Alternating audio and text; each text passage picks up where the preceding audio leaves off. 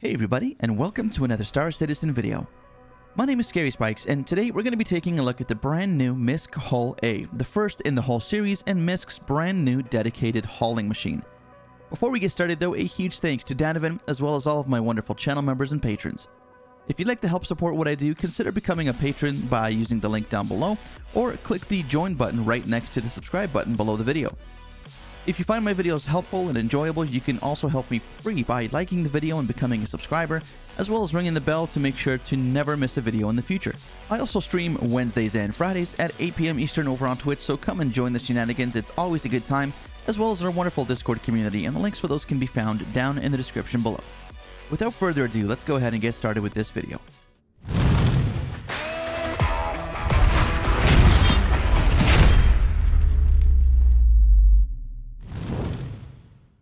So as always, let's go ahead and have a look at the exterior of the ship first. We'll then have a look at the interior tour and follow that up by having a look at how we can upgrade this thing even further. With an unconventional ship like the Hull A, we are going to look at it in a very unconventional way, and that's going to be through EVA right outside of it and above one of my favorite destinations in Stanton, Ariel, where I'm sure this thing will be seeing a lot of action. Now, speaking of which, unfortunately, we're not able to get too much in the ways of actual trading with this thing. If you guys would like to see a follow-up video, please do let me know. But we are currently filming in PTU, and we're having some very serious container and object streaming problems. And as a result, we're not able to even see the buildings that we would need to enter in order to start trading with this thing. So if you'd like to see a follow-up video, do let me know. And I think that's something that we can do once it hits live. Now, let's go ahead and start with the very front of the ship, and the very first and obvious thing that you can see is, of course, the canopy. This thing is really big, giggity. It's got a lot of viewing angle there for the pilot. I would say probably up to 175 to 180 degrees, which is always great. Lets you see what's in front and to a lesser degree to the side of you, as well as helping you to navigate through more difficult, tight spaces. There's another giggity. Now, of course, we have some windows up here. We've got a few eyebrow windows. We've got two on the very top that will increase the ambiance in the cockpit by letting in some more light. And then we've got a few smaller ones up here, including a larger one that runs the length of the dashboard, which will also make the cockpit feel a little bit roomier and more airy. Down below, we can see that we have a pair of lights. These are actually some really nice lights. They appear to be LED in style, and they do turn on and have this nice pleasing animation when you actually do turn them on. These are currently in daytime running mode, so to speak, so they do always stay on, but they provide a really nice accent around the front of the ship. We have a little inlet or intake here as well on the very front.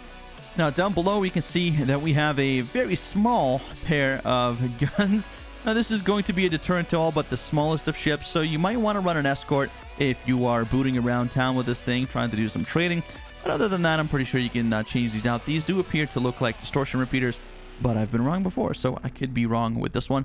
Not to worry, though. We're going to take a look at this towards the end of the video and probably replace those maybe with some Badgers or some Panthers, depending on the size. Those do look like size 2s, though. One of the other things to mention too, and you're going to see all these little tiny details all around the ships, is this. Now, of course, if you didn't come out and EVA or look in this general direction, you probably might miss it, and I don't even know what this is. Looks like it could be some kind of scanner or maybe auxiliary light or something like that. But that's just really cool to have, and it's nice to see all these little details being implemented even in parts of the ship where most people might not even look. All right, let's have a look at the front thrusters. These are going to help you slow down a little bit, and we have a pair on either side.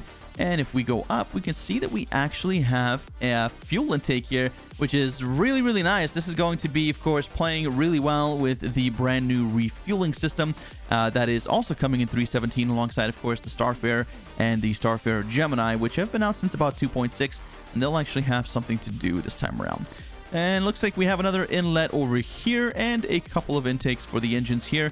I don't imagine this is probably going to have anything with respect to actual flight model, but I imagine that you could pretend that you would be using these a bit more in atmosphere since they're kind of nonsensical in space. All right, moving around to the port side of the ship, we can see that we have our main and only ingress and egress point. This is going to be very, very similar to what you would expect in pretty much any MISC ship. It is an airlock, which is good, and we'll just temporarily go inside to show you what this looks like. Now, I am currently in space, so it's going to look a little bit different, of course, if you're getting into this thing from the outside when you're landed somewhere, but you are going to have to aim down a little bit to get yourself into the door.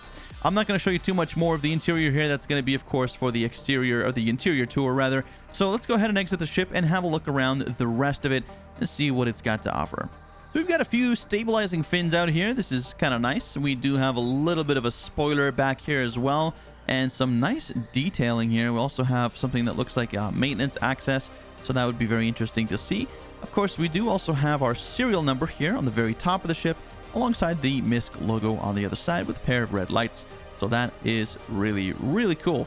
And this is going to be our nicely tucked in cargo rack. As you can see, it's really well put in there. These both come out, and I'll show you a little animation of this as I'm talking about it here, so you can see how this thing opens up. Very interesting to see how nicely and neatly it is tucked in around the single main engine and the two auxiliary thrusters on this thing as well.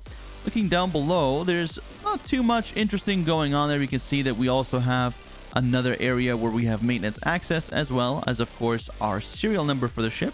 And I'm just hoping that we're going to get to name these at some point soon, because the amount of ships available to name in the game at the moment is somewhat limited. The Carrack and 600i and MSR, and among a few other ones. But overall, I really like the detailing of the ship here. Moving along to the starboard side, we're going to see that there is pretty much the same stuff going on this side as there is on the other. The only exception, of course, being that this is not even a docking collar. It's just kind of closed off. But I like how it's still there to look very similar to the ingress point on the port side of the ship. So that's going to do it for the exterior tour. I hope you enjoyed it. There's definitely a lot of little details in here that make this thing really cool. I do feel like the back end could have been a little bit larger, giggity.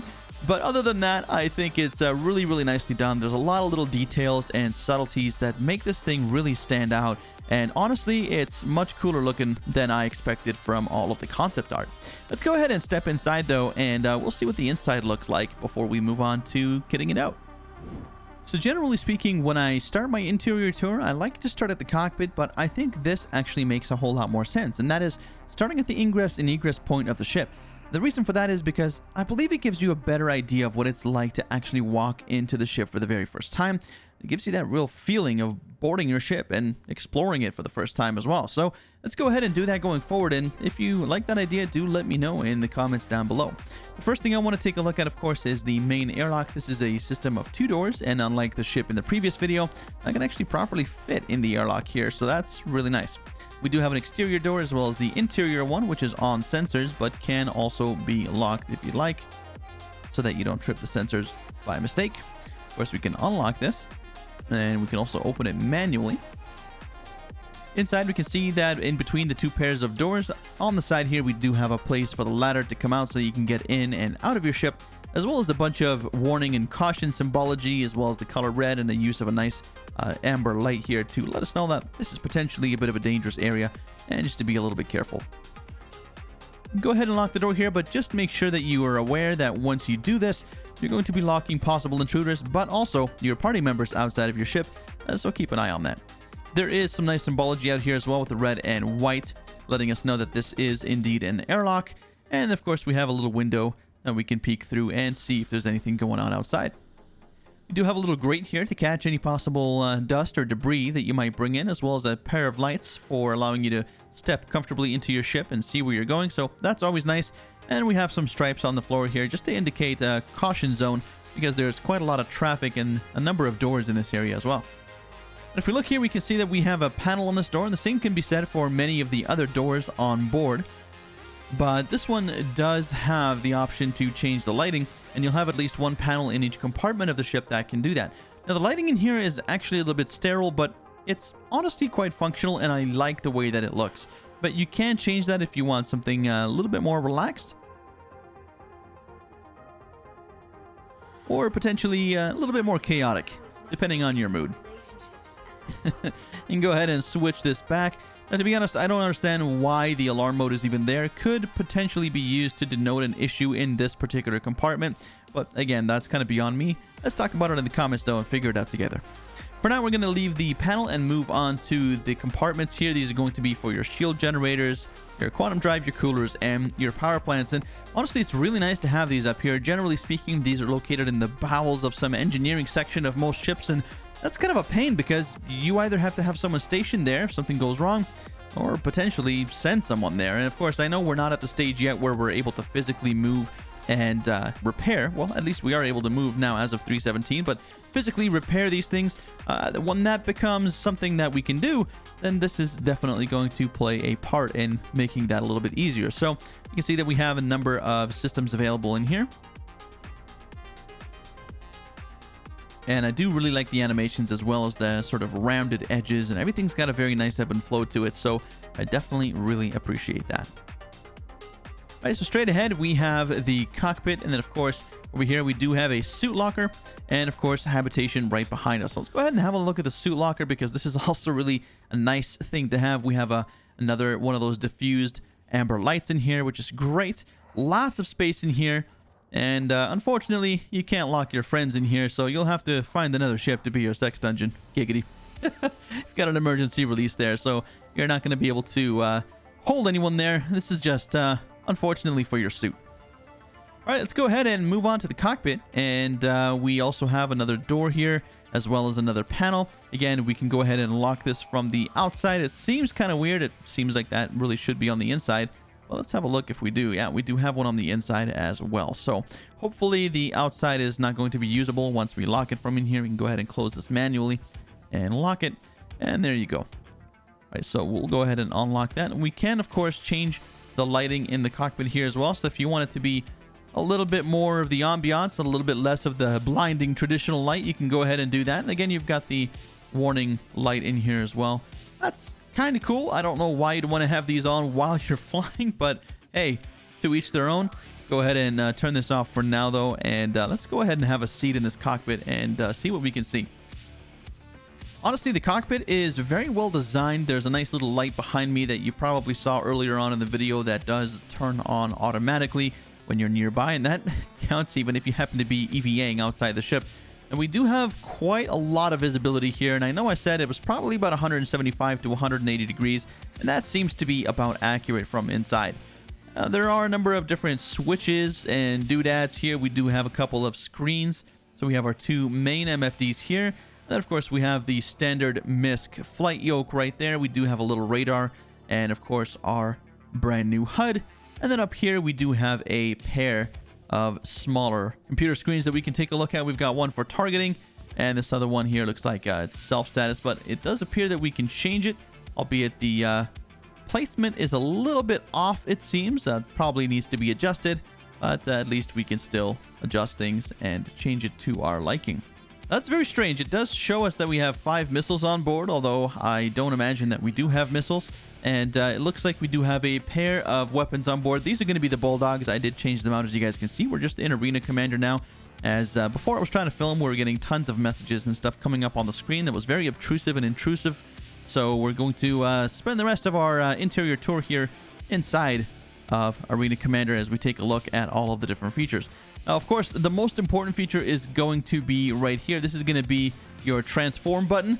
You're going to go ahead and click on that, and then you're going to go ahead and get your transformation. You're going to get your cargo racks to come out, and you're going to be able to put all your cargo on this. So this is nice. I like the way that they're tucked in there, and then as you saw while we were EVAing around the ship just a little bit earlier, it did look pretty cool. So that is the button that you use for that, and I'm pretty sure that you will be able to bind this at some point, but for now, it's right here on your dashboard, so nice and easy. Other than that, there is a little bit of a wasted opportunity. I do wish that these over here and the one on the other side as well were MFDs, just as these 4 are. But again, it's a smaller ship. You're probably not going to need them. It's nice that they put something in here instead of just leaving them blank like on the Hercules ships. Again, it would just be nice to see something there. Other than that, nothing really else to write home about. It looks like everything is very nice in here. It feels roomy. And of course, you get the nice big dashboard as we're all accustomed to in most MISC ships. So let's go ahead and step out of here. And then we're going to go ahead and step all the way back through the foyer and walk through and check out the habitation real quick. So again, as per usual, we've got the main door here and the panel beside it. And we do also have a weapon locker in here as soon as we turn left into the habitation, so that's always nice. This button is a little finicky. I do wish that they extended the range on this just a little bit, but it looks like we have space for 2 rifles and what looks like 3 pistols here, so very nice for something that's supposed to be a trade ship. And we have a nice little sort of living quarters here. We do have a few other little buttons to push, so check this out. We've got a little storage bin here. Now this is animated, and it does allow us to access our storage. Of course, we're an Arena Commander at the moment, so that doesn't pop up, but your storage window does pop up when you use this, and I just like that it's animated like this. It definitely adds a bit of more of a lived-in feel to it. And we have a bed over here. Again, this is just a single bed, and we've got MISC written on the wall. Very nice. We've got a nice little amber light here, maybe just for relaxing or doing some reading. You do have the alarm button as well, so you've got the, you know, if you want some red lights for some of those evenings where you bring your significant other on board. But of course, you also do have the option of changing that to something else. Go ahead and turn this off, although it is being a little bit buggy right now and it's not wanting to do anything. This other one does work, and you can change this from regular to dim, but when you turn on the alarm, it seems like it's kind of bugged. There we go. So you got lights off. Now this is going to be the auxiliary lights. You can turn them off completely, and then we can turn back the regular lights. So there you go. A little buggy there. They probably should space these apart just a little bit. Of course, you can sit and lay down on this. You can bed log, although you know what, at the very beginning I probably would not recommend it. But there it is. That's the bed. So I like that quite a bit. Looks really nice. We do have the gun locker there. We've been over that, and there's not too much else to see here. We do have a little bit of a kitchenette. Not too much else to click on over here. These look like they could possibly be clickable at some point in the future, and that looks like some kind of coffee machine or a food dispenser in this case. So that's interesting that you dispense food out of those little nozzles. I wonder. Space food. Well, we have an access panel here as well, I imagine, for maintenance. We've got some treats down here. Of course, I could never leave my home planet without cookies. You always need cookies. Some soy sauce and other things like that. Ketchup and mustard. So that's always good to have the basics. We got a little knife and a cutting board here. And down here, we have a fridge. Now, unlike the Redeemer, you don't get any snacks in here, but hopefully we get some snack persistence coming up in the future to equal out the whole, you know, persistence of stats, as I talked about in my previous video about 1 or 2 videos ago about the persistence of your hunger and your thirst stats. So very important to keep an eye on that, and having some food in there would be nice. So we have the washroom here. Again, this is a pretty generous sized washroom. We do have a nice diffused panel light, and this one is sort of whitish bluish.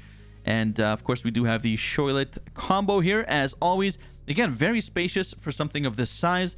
And if we press the open button there, we'll go ahead and get the toilet out. And very square toilet, of course. You know, MISC, for some reason, thinks that people have square butts. So, hey, it's 900 years in the future. Maybe that's just the way we've evolved. Who knows? But you've got a toilet there. You've got a shower. And you've got a lot of space in here. And also a dual sink. So that's pretty nice. We do actually have a medicine cabinet, too, which is pretty cool. All sorts of medications in there. Some pills, God knows what. Go ahead and close that back up. And it'd be cool if you can put like med pens or something in there. I think that'd be pretty dope. But that being said, let's go ahead and walk out and basically go back out to the main area of the ship. This is a really well put together ship. And in my opinion, if you're looking for something to trade with, it's definitely going to be a great option for you. I think that I really want to take this into live once that comes out and just take it through its paces in terms of trading. Unfortunately, I wasn't able to show you guys the actual trading with this thing at the moment. As I said previously, the PTU is currently extremely buggy to the point where halfway through filming this video, I could no longer access it. And this is one of the other reasons why we're in Arena Commander here checking this out. But fortunately, we're able to finish up the video here, and I hope you enjoy it. Of course, we're going to take a look in the next area here on how to pimp this thing out a little bit, although you're probably not going to need to. It's very good out of the factory. But let's go ahead now and head over to Urkel.games and see how we can make this thing a little bit better. All right, so we're on Urkel.games, and as you can see, we're looking at the 316 data because the 317 data does not have the Hull A. I mean, neither does the 316, but that's besides the point. I'm just going to go based on what I know about the ship to give you my recommendations for what to get. And in this case, I actually remembered the weapons that are on board because I was taking a look at them earlier. I don't remember all of the other stuff that comes on the ship, but I do know that it's all size 1, so I'll give you my recommendations as I typically do that way. Right, so let's go ahead and look at the weapons, the stock ones. You've got the DR model. This is pretty decent for size 1 distortion repeater. I mean, they're not going to really do much in terms of, hull damage, but they'll definitely eat through some shields on some of the smaller ships. You've got 165 DPS with an alpha of 31, upgrading those to a pair of bulldogs, and those are going to be size 1, also doing about double the burst DPS, not just to shields, but also then to hull once the shields are down. And then, of course, the alpha is going to be around the same, pretty close, about 28 there, so not too bad. If you're wondering what alpha is, that's just about the damage you do with just one shot of the weapon. So let's go ahead and move on from the weapons on to the components. Alright, so the first of our components we're going to be taking a look at are going to be the shields, and there's a couple of options here. One is a little bit more money, the other one is a little bit less money, and one is a little bit better than the other, but honestly at this size the differences aren't really huge. Nevertheless, you've got a couple of options to choose from. So we've got the Palisade here. This is the industrial grade A. And we've got the FR66. That is the military grade A. And as you can see, their shield pool is just about the same. The big difference between them, though, is the absorption rate here for physical. The minimum is 70% for the industrial one for the Palisade, and 50%, so 20% difference between that one and the FR66, and the maximum is 98 versus 95. So you can see the maximum is not a really huge difference. The minimum does make a big difference though, and it's only a few thousand extra UEC for that, so if that's worth it to you, you can go ahead and make your own decisions about that. Other than that, the stats are very, very similar. There's not too much deviation. The only thing that kind of stands out here, of course, is the distortion damage max as well.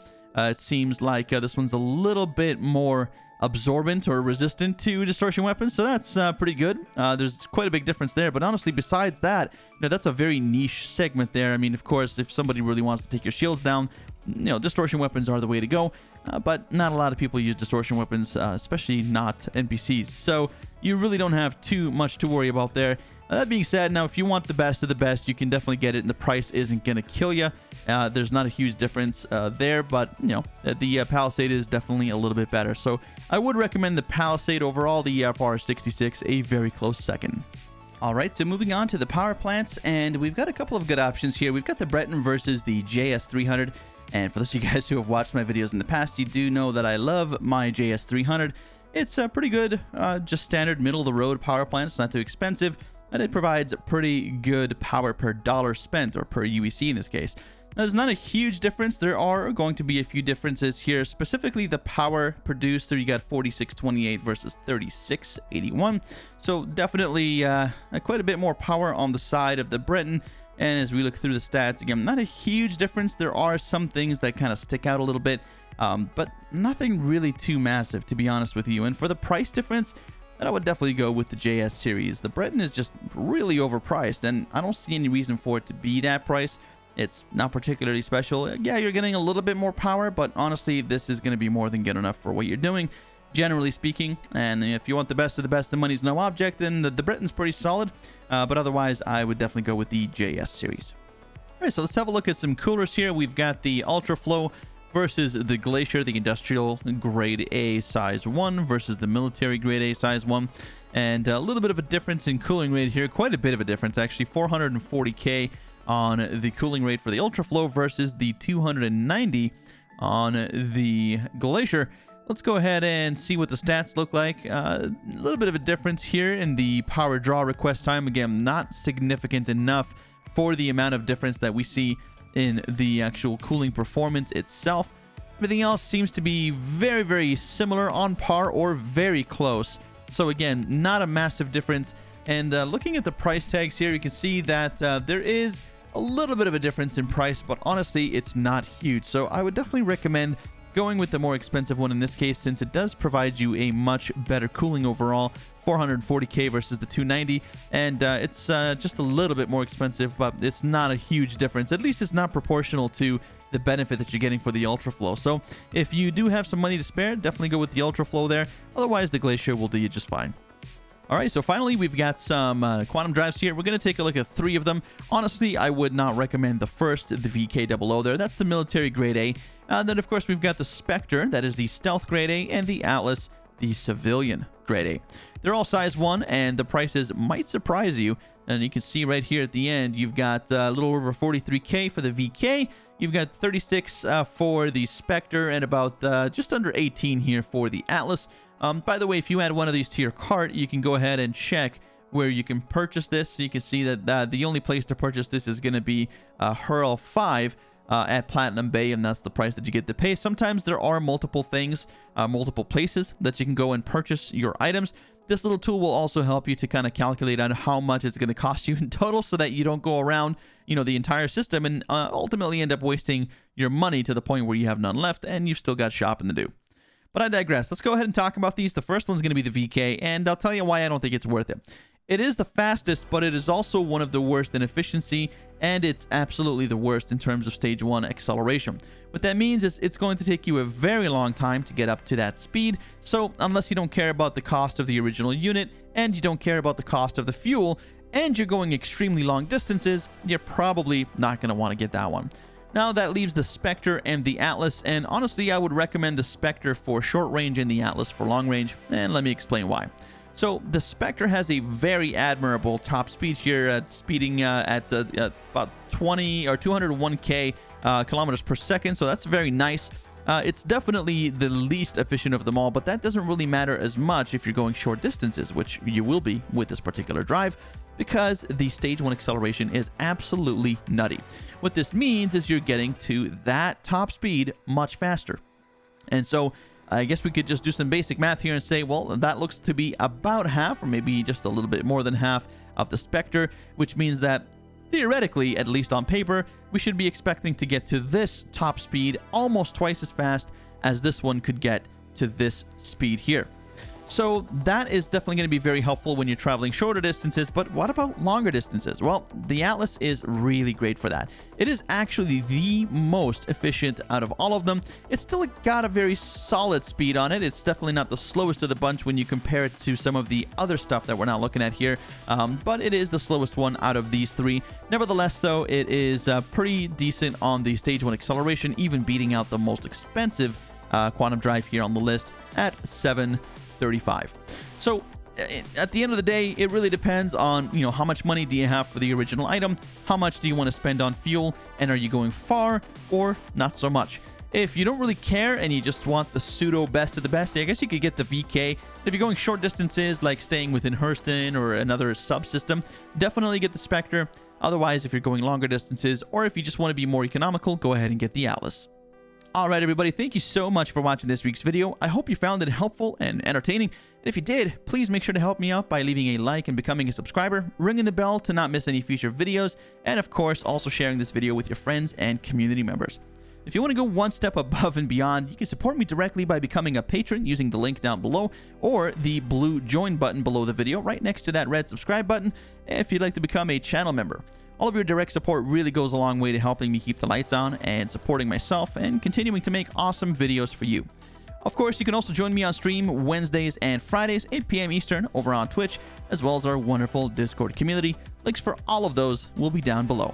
Thanks again for watching, everybody. We'll see you in the next video.